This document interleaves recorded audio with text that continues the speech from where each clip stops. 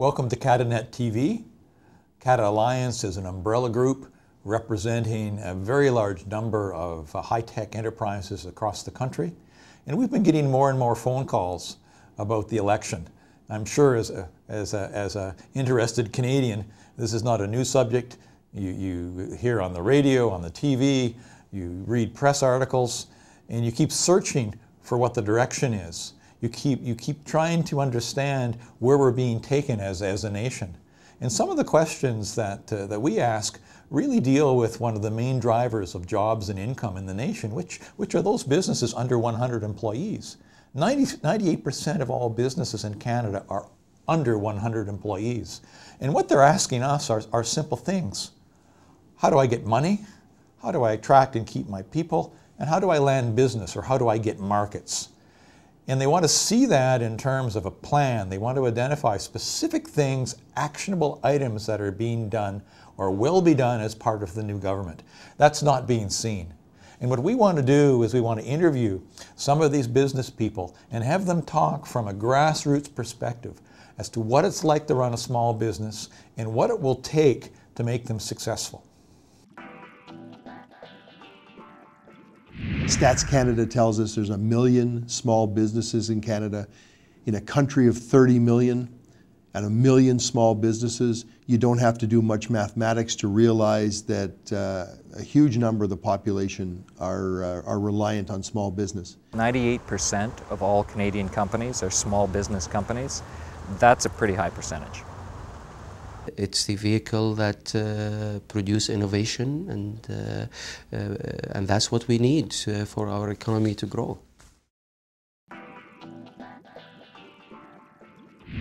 When I have ministers telling me that they're proud of the fact that the Canadian dollar has risen above the American dollar, we've got manufacturers going out of business, we've got the government shipping stuff off and trying to act like General Motors, there is something wrong. We need a strategic plan, and that plan must be done in conjunction with the various trade associations. I suggest that CATA, ITAC, KIPS, the Manufacturing Association, all have to come to the table and all have to have a voice in behalf of their members. Well, the need to focus on sales and marketing is key. And government has got a number of programs that they could be developing that would help small business in the technology sector who are export focused. Those are the ones who bring real jobs, real value, real wealth to Canadians. Establishing guidelines that'll help small business. Yeah. I'd like to see the government put in place a specific percentage for procurement from small business. I know the United States does that. If we really believe that small business is the lifeblood of the economy, the government should support it with specific procurement targets. Small business has been given a lot of lip service. So the reality is, if you would like my vote, and probably the votes of many others, we would like to know what you're going to do for small businesses to be able to facilitate the export of our product. I think that people are going to be looking long and hard at how the government spends their money and invests in businesses, and since SMBs are the backbone, I think that's where the investment should go.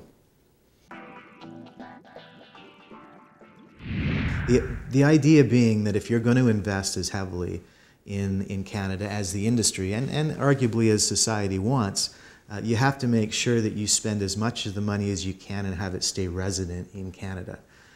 It's fine to give away gifts. Financial gifts are important, but I think at the same time, we've got great technology in Canada. Why not use that technology as the cornerstone of our foreign aid? I think it would keep industry happy, keep the government happy, and it would keep those recipients very happy as well. Money is like water. It follows the path of least resistance. And what we've seen over the last number of years is venture capital and angel capital that has gone into small companies has not had a good return on investment. The processes are so complex, the taxation is so significant that it's hard for investors to make money by investing in small companies, so they don't. And this becomes a real problem for small companies because they need capital to grow, and it's very difficult to obtain in Canada. That's as a result of a number of monetary and legislative and taxation policies that the government would really seriously need to review if they want to make Canada the kind of place that not only can start a company, but grow a company. In terms of, for an example, SRED credits, I think that where those credits are applied to companies that do their research and development here, obviously, and conduct their businesses here, I think that they're a great thing. They're a great motivator.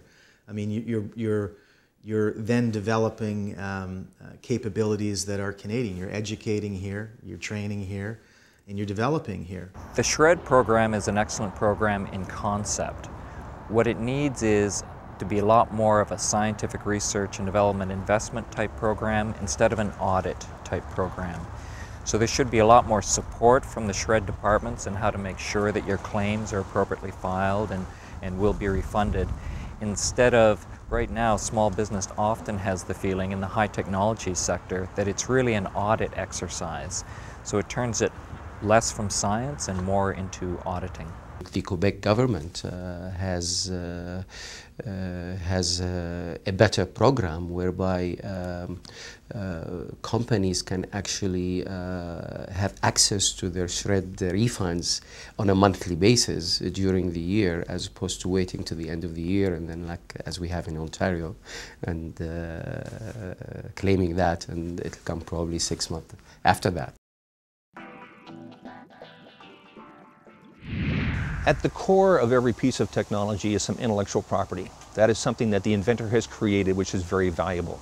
It's very difficult now in the courts to prove that you own that, and it's a very expensive process. Some of the companies that I work with spend between $15,000 and $25,000 of money that they really don't have trying to file that intellectual property patent. It would be fantastic if the government could find a way to streamline that process or offer some incentive for these organizations to be able to file those more easily or with government assistance. When it comes to software company, and intellectual property is our value. This is what we do. Like we develop software and designs, and and this is really the value of the company.